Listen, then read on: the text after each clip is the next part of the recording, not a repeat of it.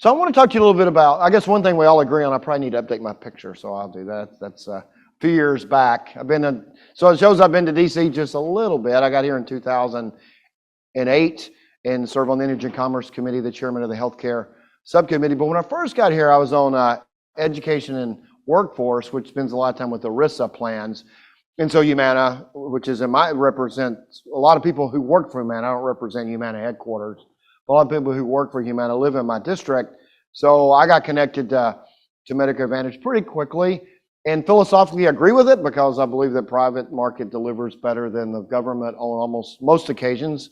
And it's kind of interesting. The things that are enumerated in the Constitution is what government seems to do the best, actually, and things that aren't enumerated probably best tend to be privatized. If you think defense, coin money, and things like that, that's enumerated in the Constitution. So I got here, and I got here when President Obama was elected. And if you remember, very early in the Obama administration, a lot of the terms were Medicare Advantage, a middle class entitlement.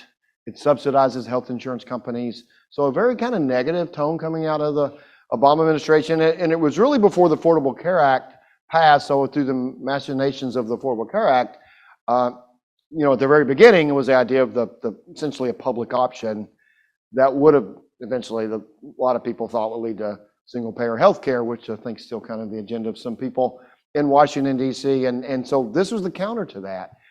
And I was asked by Humana, which we all deal with our constituents, to get involved in a letter for Medicare Advantage.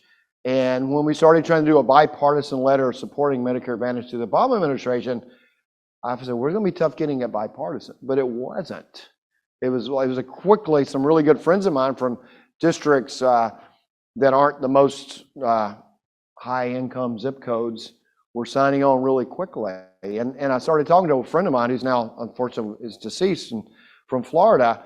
And I said, well, he goes, oh yeah, my people love Medicare Advantage. And you start looking, really drilling down into Medicare Advantage, the people who need it the most are the people who are the sickest and the lowest income because they get the best service with it. If it's fee for service, people can maneuver around it if they want to, but if you get Medicare Advantage, you get all the wraparound services.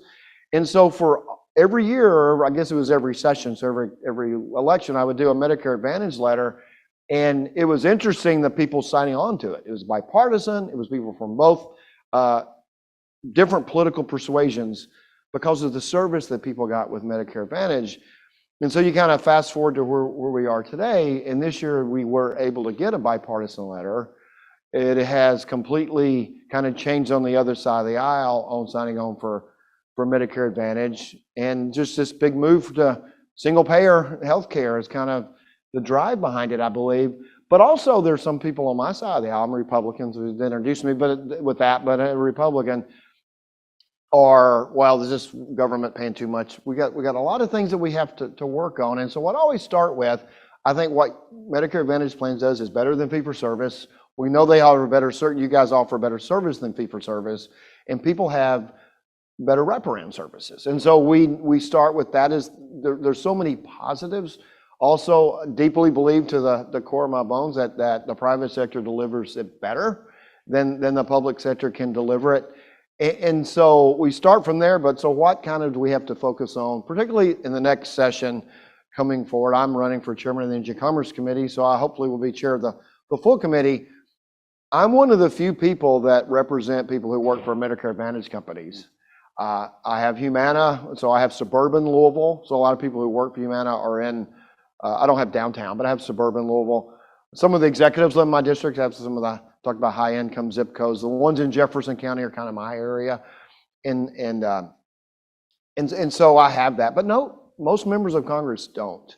And I think you guys will appreciate to this day that the best lobbyists in government are people from your district. That's how it should be. I know there are a lot of people you're all in DC and you see a lot of people here and they're wonderful and great and effective and represent people's causes. But there's nothing like hearing somebody from home to say, hey, this is an issue that I have to deal with. So I just want to stop. I always tell this to people, John D. Rockefeller got Standard Oil broken up, not when he was taking over railroads and pipelines and other refineries, and because most people didn't represent those. Is when he went after the jobbers. It was back when it was kerosene. So people would go down the street with a horse-drawn wagon and put kerosene in somebody's house for light. He tried to take over those guys. So congressmen went home. Congressmen back then, congressmen and women would go home. That's what we did in August, and hear from people at home, and they were saying, he's trying to put me out of business. And they came back and broke up Standard Oil. It's in the Ron Chernow book. So, so who do people hear from when they go home? Everybody has providers. Everybody has providers. So you got to look at it from the provider perspective. So whether it's a hospital, it's a big doctor's office or a small doctor's office. Medicare Advantage, because it's popular, because people choose it. It's now half the Medicare population, as you know. So what we've seen since I've been here in 2008, since that picture was fresh, that's a little after 2008, but still when it was fresh. What you've seen is more people using Medicare Advantage. So when it was just a kind of a side business in most providers' offices, they probably didn't say as much as they do now. But now what we hear is this pre-authorization. Pre-authorization. How is that pre-authorization? And so you have some move here to say, well, let's just get rid of pre-authorization. Well, if you do that, all of us know there's going to be somebody's going to set up a post office box in some state and bill 100 times or 1,000 times the normal until finally we catch them, right? And then we have to fraudulent and we chase that down. That happens with Medicare fee-for-service, as you know, that somebody's got 10 times the normal Medicare charges and the fraud and stuff, it's usually chased to a couple of different states was where we see it. But that would happen. So pre-authorization has to be part of the schedule, but it has to work. You can't have a lot of physicians, since so many people are Medicare Advantage now, what they say is they have to put in pretty much a bureaucracy to deal with pre-authorization. So my hope is that Congress doesn't solve that the industry solves it amongst yourselves. I think you can hear from us that we hear it from our providers, and a lot of people are frustrated with it. And it just seems with so much data, so much AI, so much ability to track, that there can be, Texas actually has a law that does it, but the gold standard that if you're a physician or provider in good standing, operating within the norms, then you don't have to go through the whole bureaucracy for every procedure you want to do. But you need to have a system in place that prevents people from setting up, well, if they're not going to check me, and I don't know, George Carlin said, 70% of all statistics are made up. So you can say any statistics you want, but if it's 99% of the physicians and providers doing it the right way, it just takes one to blow up the system. And that's, so you kind of have to have a system in place. So our hope is, as we go into next year, I just want to let you know that pre-authorization is something that's on the agenda, and it would be so much better if the industries solve it amongst yourselves. And so when we go home and hear from our provider, says, yeah, the pre-authorization stuff is, as long as I stay within a parameter, I'm fine. And if I'm not within a parameter, I need to be held accountable. Because when I tell providers that, I'll say, well, you do know that there are people that take advantage of not having a pre-authorization system, and they recognize that as well. But we just need it to work.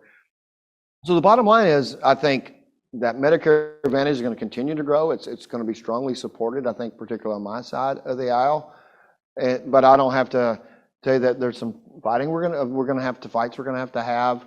And I really hope that some of my friends on the other side will come back onto the Medicare Advantage side, because I think their constituents get so much better service.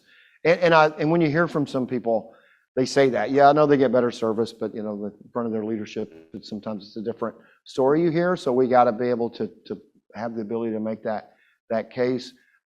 But we do need to look at where the issues are and work together. And hopefully, if I get to be chair, my idea is that problems, sometimes when Congress solves problems, they create more. Sometimes we have to step in and solve problems because they have to be a problem, but it's always better, in my opinion, if it's done with the industry. And so the status is, most people on my side of the aisle are pro. You've seen some of the think tanks, or if you're doing some calculations and saying, yes, the value of Medicare Advantage. To me, it's here to stay. I want to support it, but we have to support everything in the right way and make sure it's the best value, the best. I think it's the best provider. It's also got to be the best value for our consumers and our constituents. And I'm on your side with that, because I think that it is, given that there's issues we need to work through and be willing to do so. So thanks for having me here. I know that's kind of a quick brief, but I'm on my way from the airport to a meeting, so got to find my jacket at some point too, huh? I know they didn't have. I could do a question or two if you want. I think I went quick enough to do a question or two. If anybody have anything on? Yes. I guess so they can hear you on the TV. Yeah, that's one of those. Or I could repeat the question too. Yeah. Alexa Roberts with Village MD. I used to work for Congressman Burgess. Oh, yeah. I was just wondering if you could give us some insights on end of year. Oh, end of year packages. Okay, that'll probably take them. That'll be the good question to have. What's the insight on the end of year? There's going to be a healthcare end of year bill. Has to be. We have to do extenders.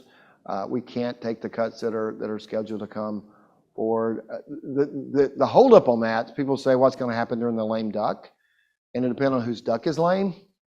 And what's going to happen, or people are going to want to put it off so that if one team gets control of everything, the desire to work during lame duck and just like let's get done what we have to get done, and then let us do everything we want to do later.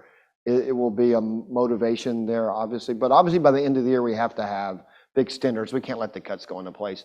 And so you have a question too, so I'll answer this quick. So I'll let me finish this quick, and then so I can get my. They know they need me to be done in a second. So what's the vehicle going to be? So today, I guess we're discussing how long the CR will last. There's still some. If the CR goes into March.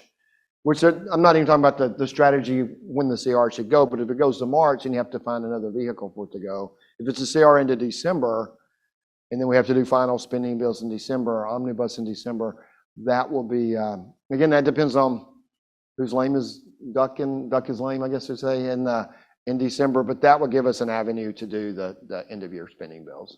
But if the CR goes to March, we got to find another avenue. Yes. So thank you, Congressman, for talking about healthcare and prior authorization. My name is Dr. Susan Bennett, and I work for Cohere Health, and one of our major clients is Humana, and I head up the cardiovascular division, and I have 12 reviewers on my team.